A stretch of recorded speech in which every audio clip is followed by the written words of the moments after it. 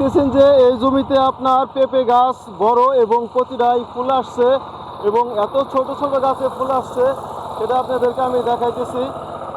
দেখেন এটা কি পেঁপে ক্ষেত? আসলে পেঁপে ক্ষেত এরকম কি হয়? চলে? অসম্ভব। এত বেশি ঘাস হয়েছে, নির্ণয়ের মতো কোনো আপনার তোয়াক্কা করতেছে না। এই ঘাসের কারণে তো আপনার এই পেঁপে গাছ হতেই পারবে না। শুধু কি গোড়া পেঁপেও আসছে, গুটিও আসছে, কোনো লাভ নাই। ফুল আসছে, গুটি আসছে, কোনো লাভ নেই। এবং আপনার এখানে পাট শাক চাষ করছে, এই যে পাট শাক। এবং কি এই যে মাটিটা দেখেন, এই যে পুরো ঘাস এবং চট বেঁধে গেছে, ঠিক এই ঘাস দেওয়ার কারণে। ঘাস এবং আপনার এই পাট শাকের কারণে জমি একদম নষ্ট হয়ে গেছে। তো দেখেন এই যে আপনারা যদি এক ফসল খাইতে গিয়ে যদি আর এক ফসল খাইতে চান তো হবে না, সমস্যায় পড়বেন। ঠিক দেখেন এই যে ঘাসে আপনার বদ্ধ হয়ে আসছিল, এত বেশি ঘাস ছিল। এবং এই পাট শাক খাওয়ার কারণে কিন্তু এই গাছটা আপনার নিরায় পরিষ্কার করতে পারে নাই, এটা বড় বড় একটা সমস্যা হয়েছে। এবং গাছের গোড়ায় কোনো রকম মাটি দিতে পারে নাই। তো দেখেন এটা কি পেঁপে ক্ষেত? আসলে পেঁপে ক্ষেত এরকম কি হয়? চলে? অসম্ভব। এত বেশি ঘাস হয়েছে, নির্ণয়ের মতো কোনো আপনার তোয়াক্কা করতেছে না। এই ঘাসের কারণে তো আপনার এই পেঁপে গাছ হতেই পারবে না। শুধু কি গোড়া পরিষ্কার করলেই হবে? এই জমিতে আপনার যে জিনিসটা চাষ করা হয়েছিল সেটা হলো পেঁপের পাশাপাশি যে সাথী ফসল হিসেবে আপনার ধনিয়া পাতা দিছে, বাট ধনিয়া পাতা দেওয়া যায়, কোনো সমস্যা নেই। এরপরে যে জিনিসটা সমস্যা হয়েছে আপনার এই দেখেন পাট শাক।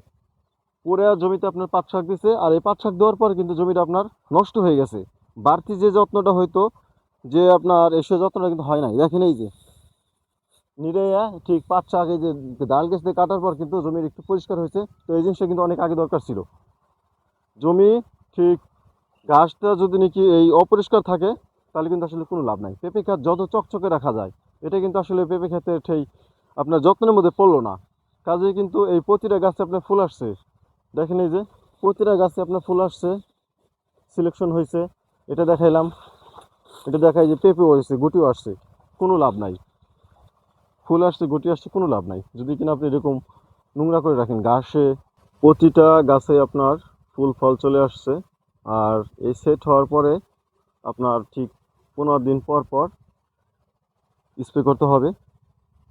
ঠিক এই 15 দিন পর পর যে জিনিসটা স্প্রে করতে হবে সেটা হলো আপনার এই পিজিআর দিলে গাছের ফুল ফল দ্রুত আপনার ঠিক সেট হবে, একটা ঝরবে না, পচবে না।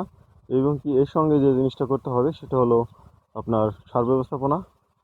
আর দেখেন গুটিগুলি কত সুন্দর, চকচকে ঝকঝকে, গাছও খুব সুস্থ, পরিপূর্ণতা আছে।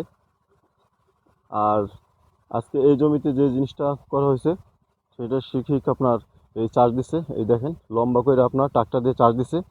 আর এই চাষটা ঠিক গাছের অনেক দূর দিয়ে দিচ্ছে, অতএব আপনারা ভয় পাবেন না যে শিকড় কাটবে, কোনোরকম শিকড়ে ক্ষতিগ্রস্ত হবে। অন্তত আপনার গাছের ঠিক যেটা আপনি করতে হবে, 1.5 ফুট দূর দিয়ে আপনি আসলে চাষ দিতে হবে। 1.5 ফুট দূর দিয়ে যদি আপনি কোদালও মারেন কোনো সমস্যা নাই। আপনি চাষ দিতে পারলেন, আপনি কোদাল মারবেন, সমস্যা নাই। মানে কোদাল দিয়ে আসলে কুবাই দিবেন, যেটা কিনা আপনার খুব কাজে দিবে। এবং দেখেন ঠিক কত ছোট ছোট গাছে আপনার এই ফুল ফল আসছে। আমি একটু কাছে এনে দেখলাম, দেখানোর চেষ্টা করলাম।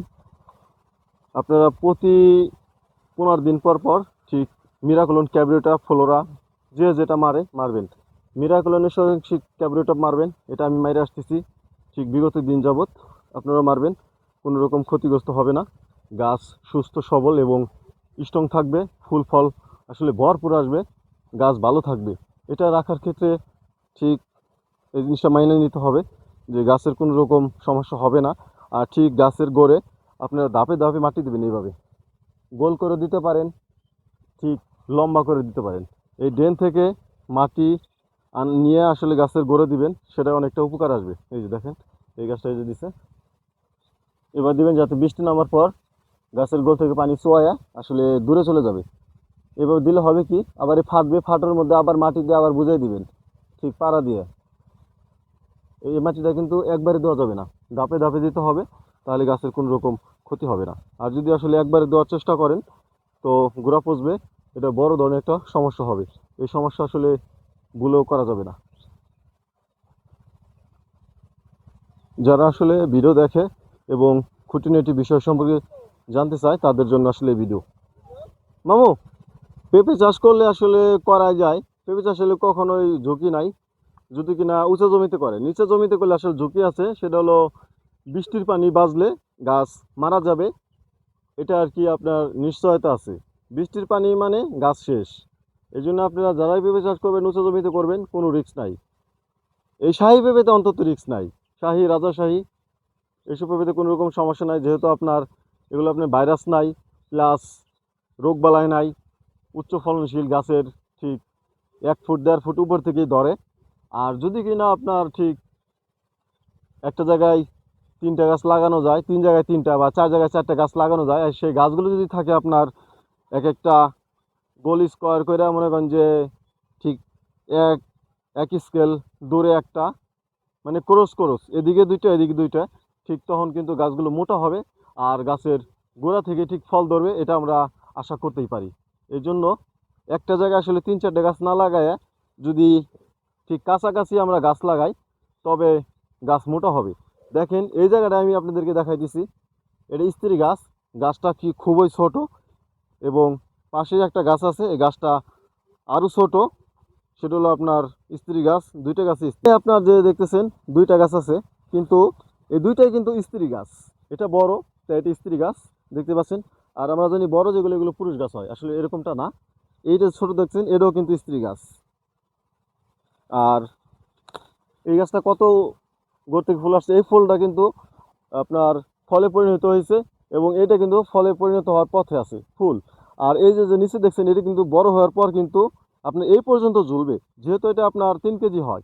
এটা কিন্তু বড় হওয়ার পর কিন্তু পেঁপে এত বড় হবে, এত বড় হওয়ার পর কিন্তু মানে এটা কিন্তু আপনার 1 স্কেল বা হাফ স্কেল বা আধা হাত এত বড় হবে কিন্তু পেঁপেটা, 2 থেকে 3 কেজি 4 কেজি এরকম।